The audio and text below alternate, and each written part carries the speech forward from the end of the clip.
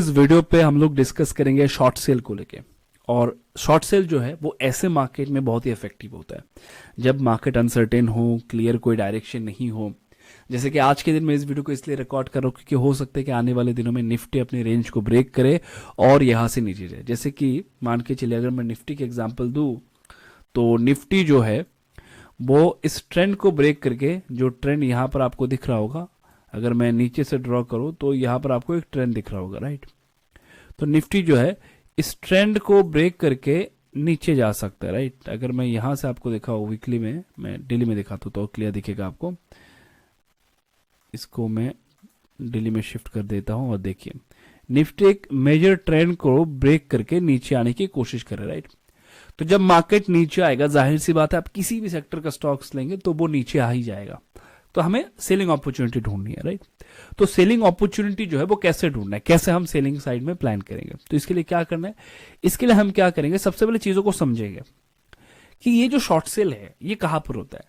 तो short cell ideally derivative के stocks में होते हैं। जो स्टॉक फ्यूचर में अवेलेबल है, जो स्टॉक ऑप्शन में अवेलेबल है, यानी कि एफएनओ के जो स्टॉक है उनमें बेसिकली हम लोग शॉर्ट सेल कर सकते हैं। आइडियली यही होता है।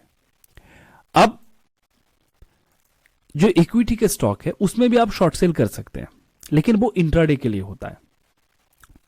यहां पर जो पॉइंट आपको ध्यान में रखना है, एक स्टॉक का नॉर्मल नेचर होता है कि वो धीरे धीरे करके ऊपर जाएगा। ये नॉर्मल नेचर है स्टॉक का। कंपनी भी इसी के लिए ही बिजनेस करते हैं कि कंपनी अच्छा ग्रो कर पाए और इसके चार्ट जो है, स्टॉक्स जो है वो धीरे धीरे करके ऊपर जा पाए। ऐसा कंपनी भी यही चाहता है, राइट। तो एक स्टॉक का नेचर ये है कि वो धीरे धीरे करके ऊपर जाएगा, ये नॉर्मल नेचर है।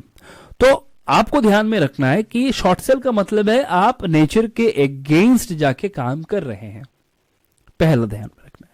तो शॉर्ट सेल को हम ज्यादा होल्ड नहीं करेंगे। अगर आप फ्यूचर में शॉर्ट सेल कर रहे हैं, ऑप्शन में शॉर्ट सेल कर रहे हैं, ज्यादा होल्ड नहीं करना है। और इक्विटी में हम लोग क्यों काम करते हैं, क्योंकि इक्विटी में अगर मैं बात करूं तो अगर इक्विटी का स्टॉक, क्योंकि ये फ्यूचर एंड ऑप्शंस में अवेलेबल नहीं है, कैश सेगमेंट में अवेलेबल है, अगर ये ऊपर जाता है तभी जाके सभी पैसा कमाएंगे। नीचे आने में से किसी का पैसा नहीं बनेगा। हो सकता है कि इंट्राडे में बने, लेकिन अल्टीमेटली नीचे आने में किसी का पैसा नहीं बनेगा। इसी वजह से हम इक्विटी में काम करते हैं।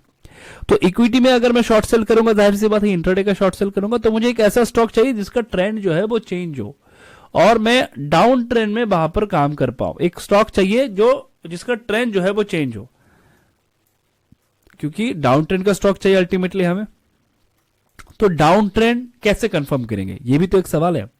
डाउन ट्रेंड कंफर्म है तो ही जाके मैं सेल कर सकता हूं। डाउन ट्रेंड में अगर कोई स्टॉक मान के चले डाउन ट्रेंड में है तो लोग शॉर्ट सेल कैसे करते हैं, ध्यान से देखिए।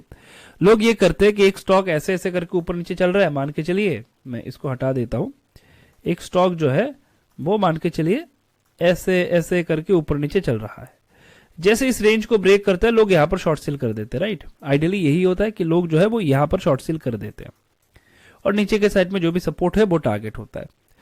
तो हमें कोशिश करना है कि हम यहां पर नहीं, हम टॉप में या टॉप के आसपास कहीं पर सेल कर पाए, टॉप में या टॉप के आसपास कहीं पर सेल कर पाए। इसमें हमें क्या मिलेगा, कॉन्फिडेंस मिलेगा, कन्विक्शन आएगा। तो इसके लिए हमें एक ऐसा स्टॉक चाहिए जिसने अच्छा खासा रिटर्न बना के दिया हो, जिसमें प्रॉफिट बुकिंग आने के चांसेस है। पहला तो ये है। दूसरा, एक स्टॉक का ट्रेंड मुझे